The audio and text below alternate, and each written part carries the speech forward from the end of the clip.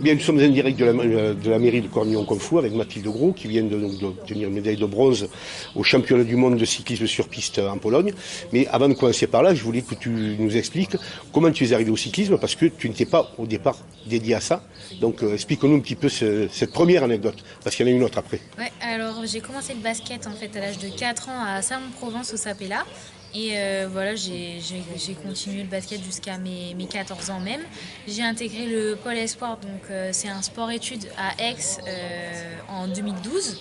Et en fait, j'ai adoré, donc je voulais vraiment faire voilà, sportif de haut niveau, mais dans le basket.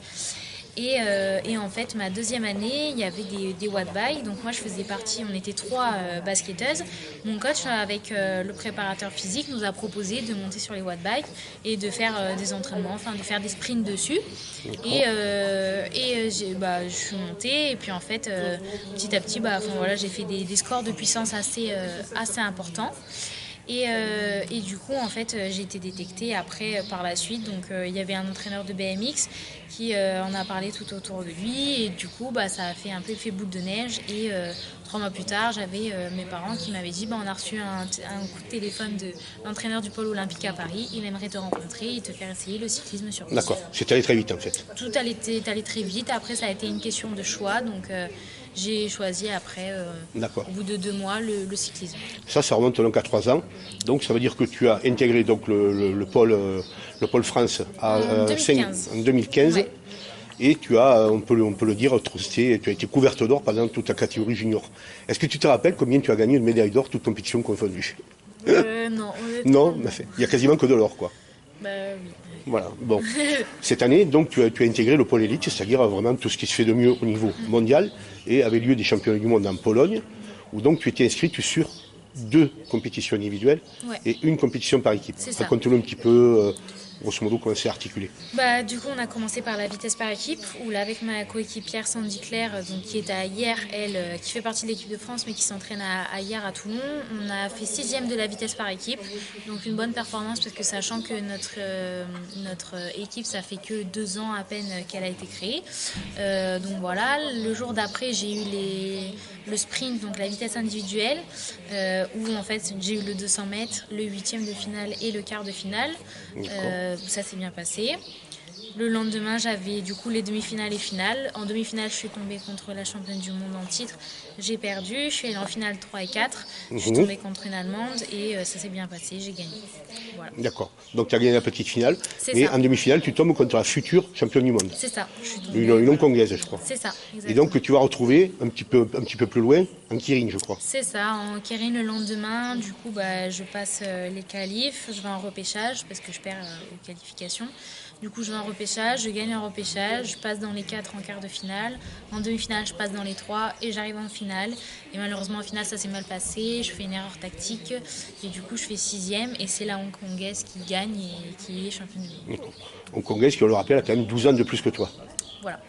Donc on peut se dire qu'entre la catégorie junior et la catégorie élite, l'épaisseur d'un boyau, c'est surtout beaucoup d'expérience, supporter la pression, etc. Ça n'a rien à voir les juniors et les élites, mais complètement rien à voir parce que déjà tout simplement en junior on n'évolue pas toutes pareilles. Il y en a qui évoluent un peu plus tardivement, il y en a d'autres justement qui évoluent vite. Donc on n'est pas tous sur le même pied d'égalité et c'est pas du tout tactique, technique. C'est vraiment, ça se joue que sur les qualités physiques. Et puis après au niveau élite c'est vraiment là où il y a un très très grand, ça a vraiment rien à voir, c'est assez important et là vraiment ça joue vraiment, ça joue les coudes, c'est ça, ça joue les coudes, ça joue de l'intox, oui tout à fait, c'est le sport de haut niveau quoi. Ouais. D'accord, je vois par exemple la compétition de vitesse où donc vous êtes chaque fois une contre une, c'est-à-dire 2 athlètes l'une contre l'autre. On voit vraiment, ça se regarde, c'est celle qui passe devant, qui passe derrière. C'est un jeu. C'est très tactique et il y a beaucoup d'intox. C'est vraiment de se chercher, du chat et de la souris, qui va manger l'autre, qui va attaquer en premier. C'est vraiment ça. Ouais. D'accord. Donc on voit qu'il y a des Jeux Olympiques qui vont se dérouler à Tokyo l'année prochaine. Entre-temps, il va y avoir plusieurs compétitions. Donc de nous, il y aura des Europes, des mondes, des Coupe du monde des et Coupes du championnat monde. du monde. tout ça, ça permet de marquer des points pour après être sûr de pouvoir être retenu pour les Jeux Olympiques. C'est ça, la qualification des Jeux a commencé donc il y a un peu moins d'un an, donc ça a commencé cette année en fait au championnat d'Europe à Glasgow. Et du coup les participants on gagne des points sur ces 2 ans-là en marquant des points aux Europes, aux Coupes du Monde et aux championnats du monde. D'accord. Donc en Pologne, première compétition, vraiment premier championnat du monde élite et première médaille quand même, médaille de bronze. Ouais, j'avais fait plusieurs championnats, c'est mon 3e championnat du monde d'élite. Le premier j'avais été surclassée, le 2e c'était l'année dernière.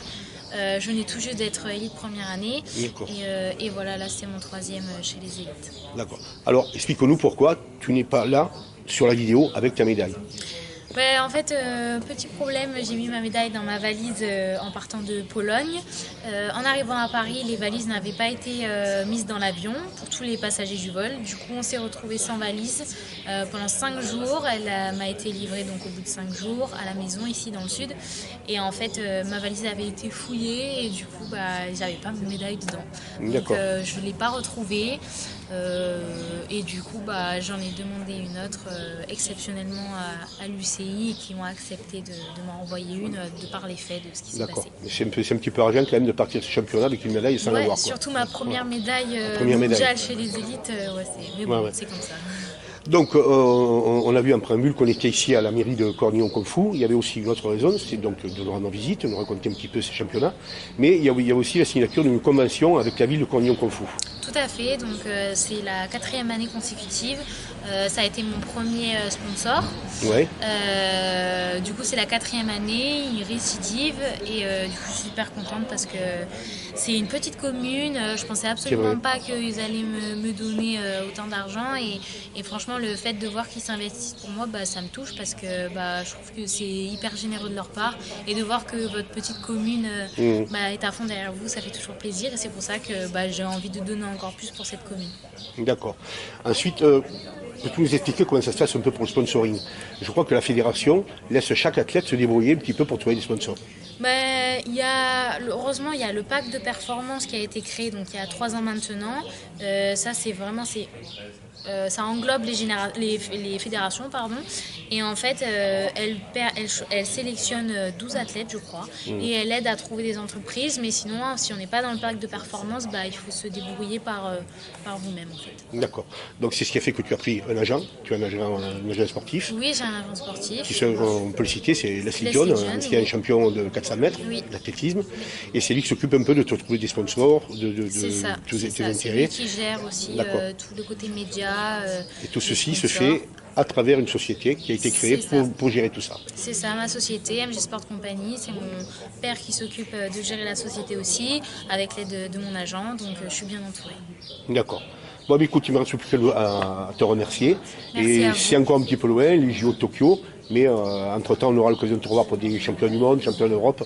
Oui. Et on te dit tout de bien pour les championnats Merci Tokyo. Merci beaucoup, avec plaisir et à bientôt. Merci beaucoup.